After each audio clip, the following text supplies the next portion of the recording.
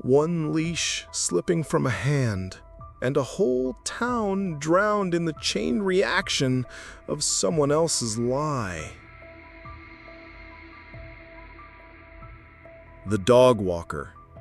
The suburbs of Chicago always looked the same.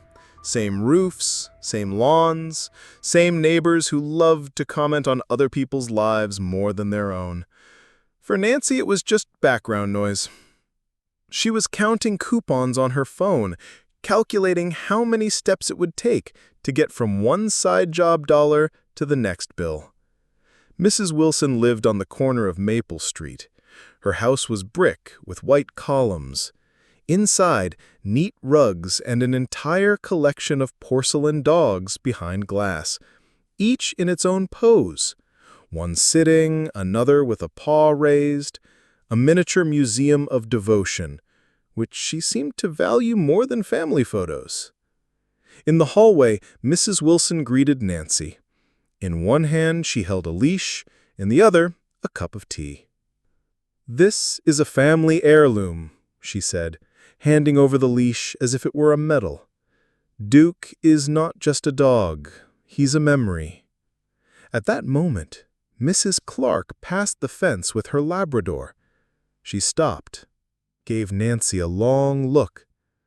"Oh, finally someone helps Mrs. Wilson. Young people are always in their phones, so irresponsible.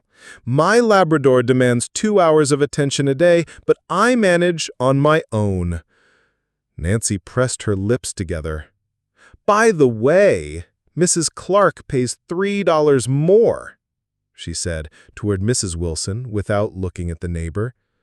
Mrs. Wilson gave a cold nod and added another bill on top. The white poodle Duke stood nearby like a general on parade. His fur gleamed, his tail held high. Nancy glanced at the porcelain collection and thought the living Duke was just another part of that display, only breathing and demanding walks. Nancy's phone rang. Gary, the HOA activist, cheerfully reported, "Duke's poodle is too white, hurts the eyes, breaks street harmony." "Thank you, Gary," Mrs. Wilson replied without flinching. "Add it to the minutes." She looked back at Nancy.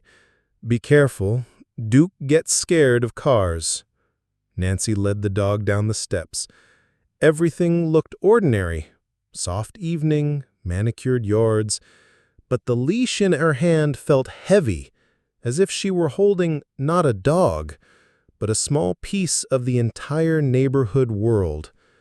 No one yet knew that soon that leash would be empty. Duke marched ahead as if he were leading a parade. Nancy held the leash but stared more at her phone, checking new coupons that might save her $1 on coffee. The world seemed safe, until a squirrel darted out. Duke lunged, the leash slipped free. A white cloud of fur sprinted toward the park exit. "Duke!" Nancy screamed and ran. The sprinklers switched on. Water shot up from the ground, blinding spray everywhere. Nancy slipped and fell, knees scraping the dirt. A teenager on a bike yelled, "Cool sheep!" "He's a poodle," Nancy snapped, scrambling up. Her phone buzzed. It was her mother. "So, did the money come?" The voice was tired. "Mom, not now. I've got a problem." "You always have problems. I just ask you to help with the bill, and you—" "I'll call back," Nancy shouted, hanging up. Her heart pounded so hard, words stuck in her throat. She ran along the sidewalk, gasping for air. Asked strangers, "White poodle? Did you see one?" "Maybe toward the supermarket," said a man in a baseball cap. "You should put up flyers," a woman with a stroller advised. No one moved to help. On a bench near the park exit sat an old man in a plaid cap. He had seen Duke race past. Dogs run. That's their nature. We lost worse things in the war. Nancy froze, then rushed on. At the intersection, a patrol car stopped. Sergeant O'Neill leaned out with a coffee cup. "Everything calm?" "A dog, white poodle, he ran away." Nancy's voice broke. "Okay. Do you know his name, address, chip number?" "At the owner's. Papers at her house." "Got it. If we see him, we'll report." The car drove off, leaving Nancy standing in the wet grass. Duke was gone. She circled the block. No one. Sat down on the curb. A dry thought beat in her head. Return without the dog. It's over. Then another thought. There are dozens of white poodles in this city. One looks just like another. Easier to find a replacement than to explain. She stood. The decision sat in her head like a splinter. The shelter stood on the edge of town, between old warehouses, a low building with a peeling sign and a heavy, rusted door. Inside, the smell of bleach, wet fur, and cheap kibble. Noise hit at once, barking, whining, yelps, every dog clamoring for attention. Rows of cages lined the corridor. Paper cards hung on doors. Lucky, doesn't bite, just howls. Sam, knows how to open doors. Bella, steals gloves. At the desk sat Rita, about 40, in a faded sweater. She shoved a stack of papers at Nancy. On the first page, in red marker, "Do not feed human food." "Sign everything," Rita said without looking up. "And by the way, special today. Box of cone collars, 2 for the price of 3. Long story." Next to her stood a silent guy in headphones. He ticked boxes in a thick folder as if reading a shopping list. Even when a dog howled, he didn't look up. Rita led Nancy deeper. "We've got one poodle, just came in." They stopped at a cage. Inside sat a curly white dog. From a distance, Duke's twin. Up close, coarser fur, wary eyes, broader muzzle. "He's quiet," Nancy said, trying to sound confident. "That's not quiet. That's distrustful. Different things." Rita opened the cage. The dog sniffed Nancy, then pulled back. But outwardly, close enough. Paperwork took an hour. Signatures, stamps, receipt. The guy in headphones checked boxes mechanically, never glancing at the dogs. Rita droned through the rules. Finally, Nancy led the dog outside.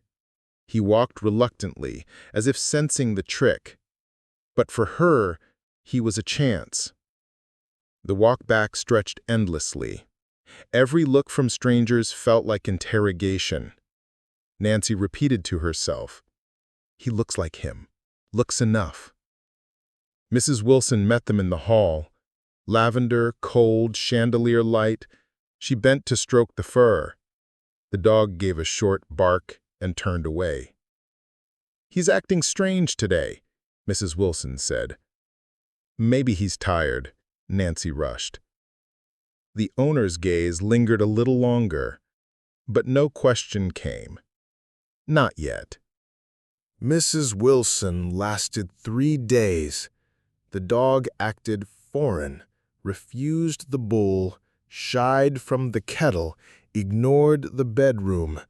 On the 3rd evening, she put on her coat and took him to the vet. The clinic was bright, smelling of antiseptic and vending machine coffee. In the waiting room sat a woman with a cat carrier and a man with a bulldog snoring on his lap. When Mrs. Wilson entered with the poodle, both looked up. Dr. Patel stepped out, smiling. His coat was perfectly ironed.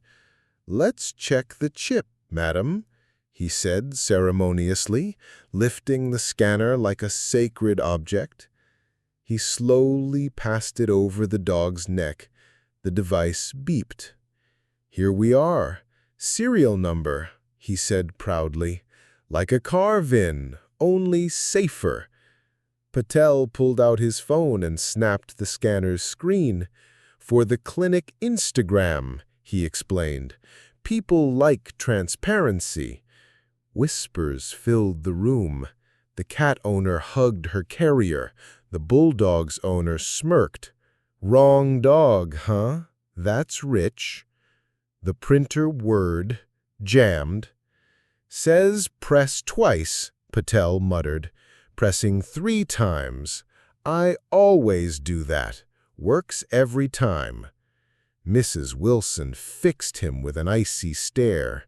"Where is my dog?" she asked, voice low but hard. Patel crumpled the jammed paper.